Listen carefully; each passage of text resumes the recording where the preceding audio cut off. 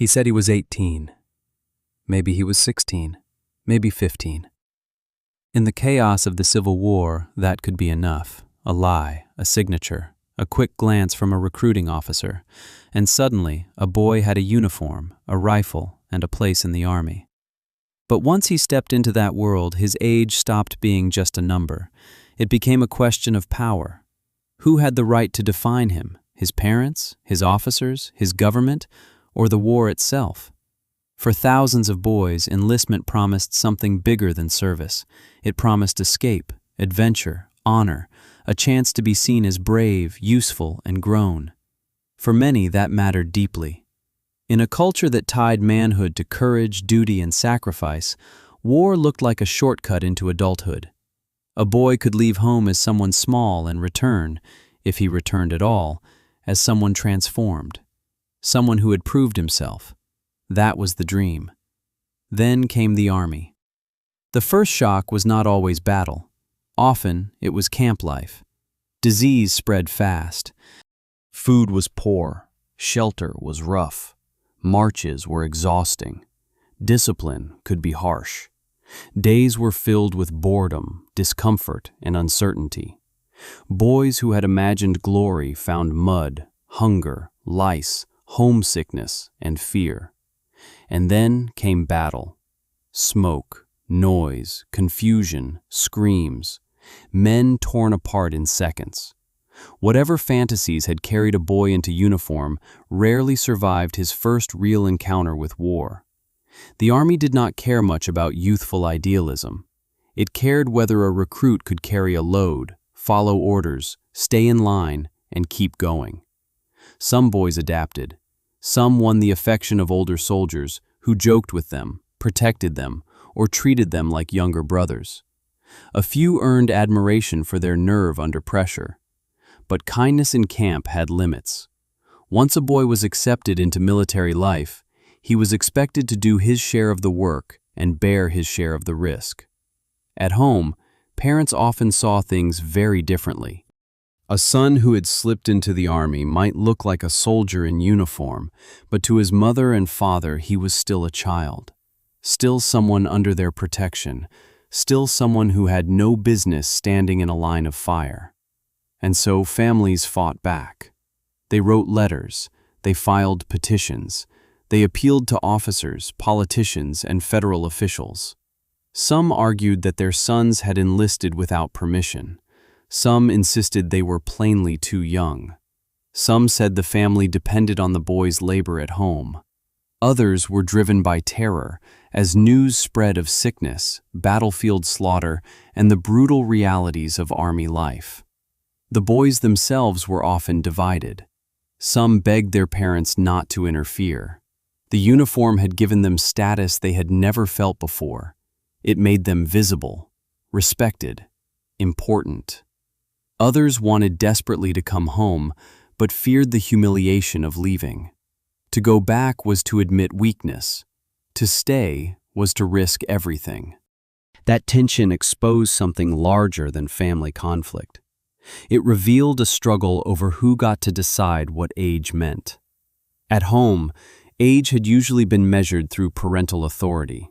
In the army, it was measured through usefulness. Could he march? Could he carry a musket? Could he endure hardship? Could he obey? Could he fight? Once those became the real questions, a parent's claim could be pushed aside. And that is where the story became political. Because age in the Civil War was not always obvious. It had to be argued, proved, documented, reviewed. A family might point to a Bible entry, a neighbor's testimony, a letter, or a local record.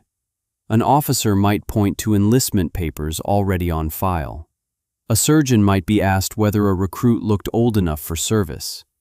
In the end, somebody had to decide which kind of proof mattered. In the Union, those decisions increasingly passed through a growing wartime bureaucracy. As the federal government expanded, it became more capable of receiving complaints, reviewing claims, and deciding whether an underage recruit should be discharged or kept in service.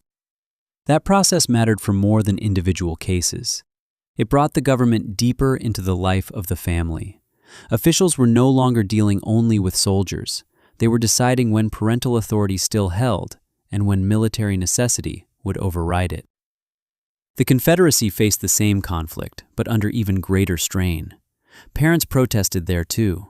Boys entered the ranks under questionable circumstances there too. Confederate officials also had to weigh age, consent, and military need.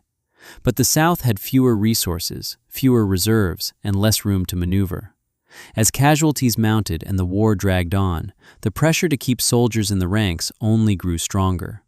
Under those conditions, the line between youth and military value became harder and harder to hold. By the middle of the war, the Union and the Confederacy were living through the same conflict under very different realities. The Union still had underage soldiers in uniform. The image of the youthful patriot remained powerful in the North. But Northern armies had broader sources of manpower. Federal conscription reached men between 20 and 45. Cash bounties attracted recruits. Immigration continued. And once emancipation became central to Union war policy, black enlistment in the United States colored troops gave the North a major new source of military strength. Underage recruits did not disappear from Union service, but they became less essential to Northern survival than they had been during the first rush of volunteers. The Confederacy moved in a harsher direction. Its losses were heavier, its resources were thinner, its manpower crisis was far more severe. In 1864, Confederate law expanded military liability to white males between 17 and 50. Those under 18 were organized as junior reserves, officially intended mostly for home defense and related duties. Officially. But the larger meaning was impossible to miss. The war had reached a point where younger lives were being drawn more openly into the system. One of the clearest symbols of that moment came at Newmarket, where cadets from the Virginia Military Institute went into battle. Later memory would celebrate their courage, and that courage was real. But courage is not the whole story. Their presence on that field also showed how desperate the Confederacy had become. It showed how far the war had pushed a government toward relying on youth in the name of survival. And still, on both sides, public language made room for admiration. Youthful bravery was easy to praise. Newspapers loved it. Communities loved it. It gave people a story they wanted to believe, a story of purity, sacrifice, and noble devotion. But that story also concealed something darker. As the war deepened, governments became more willing to absorb young lives into military necessity. The old protections around age weakened under pressure, and what looked like patriotic celebration could also serve as a way of making that process easier to accept. Then, the war ended. But the struggle over meaning did not. It simply moved into memory. After the fighting, Americans preferred a gentler image. The drummer boy endured. So did the loyal young volunteer, the brave boy in uniform, the child whose courage seemed to soften the horror around him. That memory had real power. It honored sacrifice. It comforted families. It gave veterans and communities a way to talk about youthful service without lingering over the harder parts of the story. Lies about age, parents trying to recover their sons, bureaucratic fights over discharge, and the expanding reach of government power. It was easier to remember innocence than conflict, easier to remember courage than coercion, easier to remember the boy as a symbol than as a person caught between family, army, and state. But the deeper history is harder to ignore. The Civil War did not simply put underage boys in uniform. It exposed how unstable the idea of age already was. It sharpened the conflict between parental authority and government authority. It showed how a nation at war could take a private fact of life, how old a boy was, and turn it into an administrative problem, then a military problem, and finally, a political one. It also revealed how deeply boys and young men had been taught to see military service as proof of worth. For many of them, the desire to enlist was not just about patriotism. It was about identity, about masculinity, about becoming someone in the eyes of other people. That is why this story matters. The story of boy soldiers is not some sentimental side note to the Civil War. It belongs near the center of it. Because this is not only a story about youth, it is a story about enlistment, fear, pride, and ambition. It is a story about mothers and fathers trying to pull their sons back from the army before the army claimed them completely. It is a story about governments learning how to sort, judge, and use human lives in wartime. And it is a story about boys reaching for manhood through war, only to discover that war had its own way of defining them. In the end, one question remains. When a boy says he is ready to fight, who gets the final word? His family, his country, or the war itself?